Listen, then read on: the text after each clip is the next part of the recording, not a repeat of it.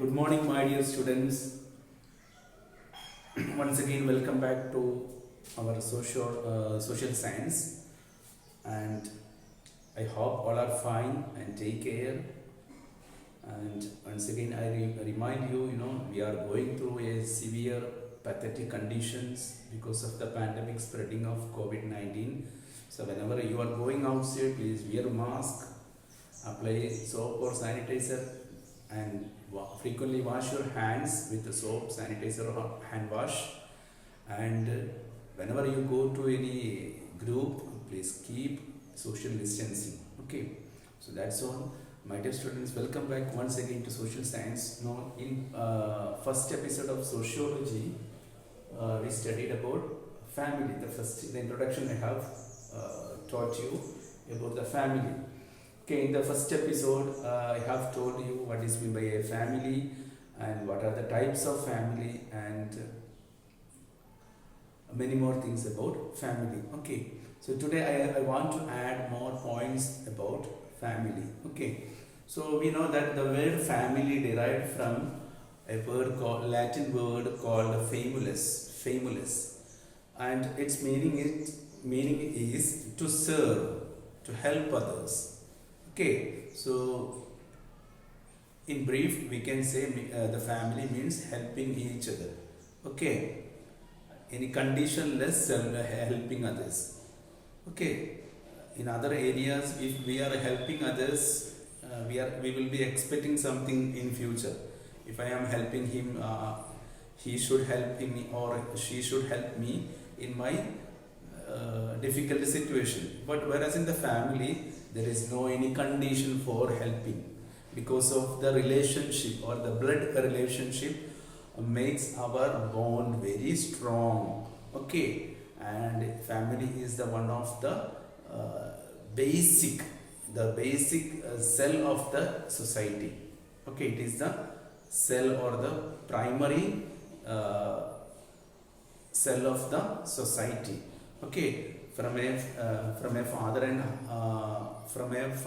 mother, or a husband and wife, a family is bonding. Even though they don't have children, that relationship of father and mother, that husband and wife itself is a family. If they don't have children, they can adopt children to their family. Many people in Europe and America, they are adopting children. Okay, if they don't have children. So that is a basic unit of the relationship between wife and husband, is known as what? A family. And family is helping each other. If the husband is ill, wife will be treating him.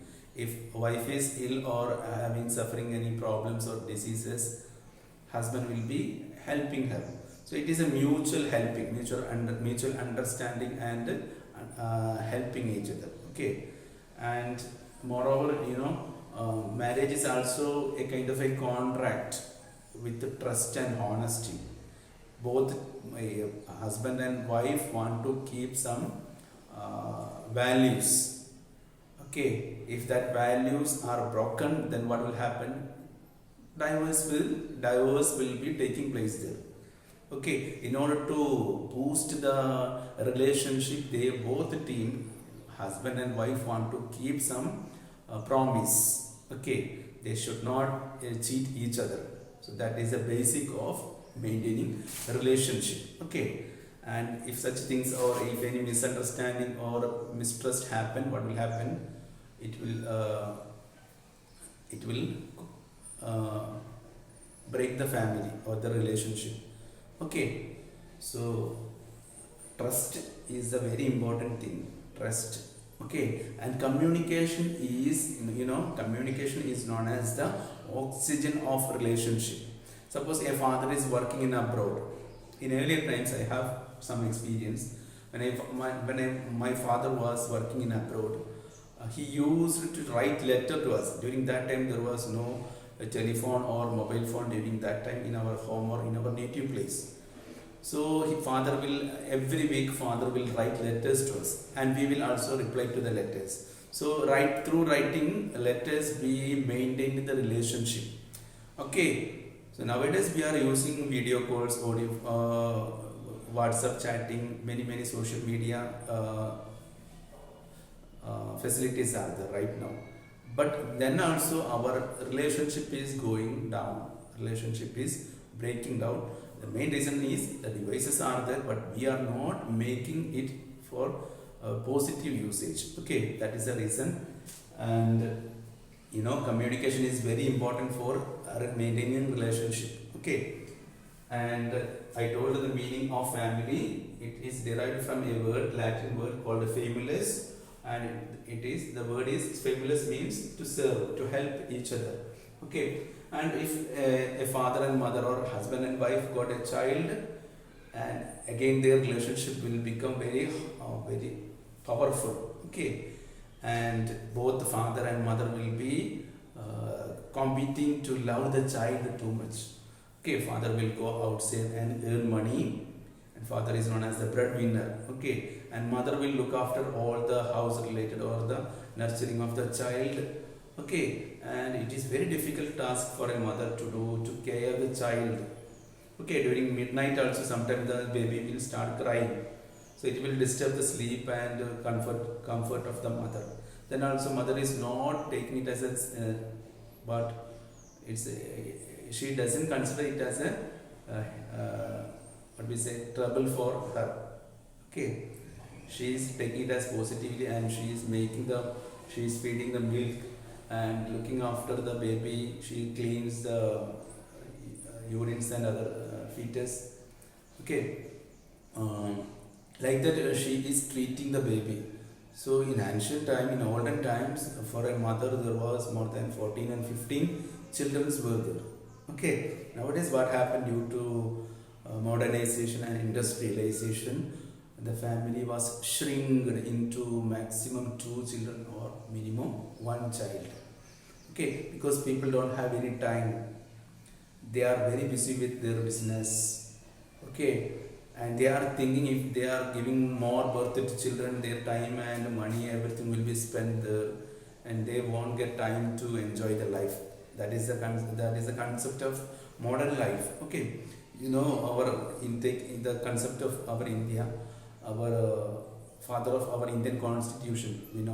Dr. B.R. Ambedkar. He was the 14th child of his family. Can you think that? And the marriage age was also entirely different from present day and olden times. When we take the Gandhiji's case, Mahatma Gandhi was married at the age of 13, 1-3. At the age of you, the same. Okay, now you are maybe 14 years now. At the age of 13, Mahatma Gandhi was married with Kasturba Gandhi. So she may be at that time 12 or 11 years old. So that time the situation was like that. Okay, the social thinking and norms and values were like that. Now it is a punishable offense if we are marrying a minor, those who are below. If the girl is below 21, she is considered as minor in the case of marriage. And a boy, if a girl below 18, if she is got married to anyone, it is a criminal offense now. And if a boy who marries below 21 years old, it is also considered as a crime. Okay, so times passed, laws passed, many things are changing, and you know that there is no change for change. Change is always happening in our life. Okay, so and let us look at what are the features or the main characteristics features of family. So here are 6 important points are written there. So let us discuss those things. Okay, my dear students, listen here. The first one is, it is universal. We can see the family everywhere in the world. In all the 7 continents, we can see the family.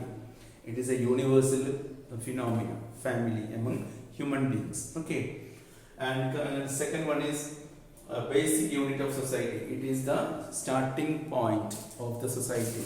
Okay, a family bonds, and like that many families will be forming a society.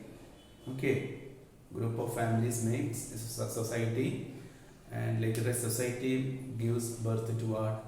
A village, a town, corporation, municipality, then a taluk, like that. Okay, jilla or district, then state, then nation, then has a continent. Okay, so that is the beginning place is from the family. Family is known as the basic unit of society. I hope you are getting my points or the words. Okay, so third point, it is continuous process. Family is a continuous process. Okay, now we can see around 7 or 800 crores of people are living today in the present world. So how many types, how many generation might have lived in this world? How many people might have died so far? And how many people are there to become in future? So life is a continuous process from the birth of the first man and the first woman, or we call them our first father or first mother. Okay. And the fourth point, bringing up and nurturing. Family. The mother is taking care of the family, the child from the birth. Not only from the birth, when she is conceived, the pregnancy, from there onwards, she is suffering lot of things. Sometimes giddiness, vomiting, sensations, many problems she is suffering, and she is not able to sleep properly. Also, sleep during some time when she was pregnant, and the pregnancy itself is a burden, right? And because of the fear of pregnancy, some women are forced to do cesareans. That is also painful. Okay, during the cesarean time there won't be pain, but later there will be many side effects and back pain, like that. Many problems will be there. And then pregnancy, the pain of pregnancy is now science has estimated the pain. Pain also can be measured nowadays. Okay, what do you know the pain of delivery? It is the fracture of 14 bones at a time. Fracture of 40 bones at a time is the pain of delivering a child. So that is why we are loving our mother too much. Okay, even though that much pain she suffered, she is caring us very much. So what a miraculous relationship. Okay, that is why we call our mother as God. Okay, we want to respect all the women in the world. Okay, today or tomorrow they are going to become mother. Okay, so we should respect all the women in the world. Okay, because they are giving birth to a generation. Okay, so they are bringing up and nurturing. The first school of a child, a baby, is his mother. His mother is the first teacher. She teaches how to talk. No one came to our home to speak Kannada, Malayalam, Hindi, different languages are there. We are getting, because of that reason, we call our mother tongue as mother tongue. Because through mother we got this language. Okay, through her body languages, through her feelings, everything is converted to us through our gene. Okay, and we are the part of our father and mother. Okay, father's qualities and mother's quality will be we can see in our life. Okay, and all the parents are expecting good things from us. Okay, we want how they take care of us in the early childhood. Like that, they are expecting from us when they become old. We want to look after them. Okay, and what the modern people are doing, they are taking them to daycare centers. Okay, it's very painful. So bringing up and nurturing. And fifth one, teaches social behavior, and or we can call it as it is a part of socialization. How we should call our father, how we should behave to our mother, and how we should behave to our siblings, maybe brother or sister. Okay, and what should be the character. Okay, so from the home itself, our parents are teaching us. Our mother, especially mother, is teaching us how we should behave, how we should take food, how we should wear dress. Okay, and how we should talk. All these things are taught by our parents from the family. Okay, so that is why we call it teaches social behavior. Okay, and This family also teaches us how we should behave to our relatives, maybe our uncles, our aunts.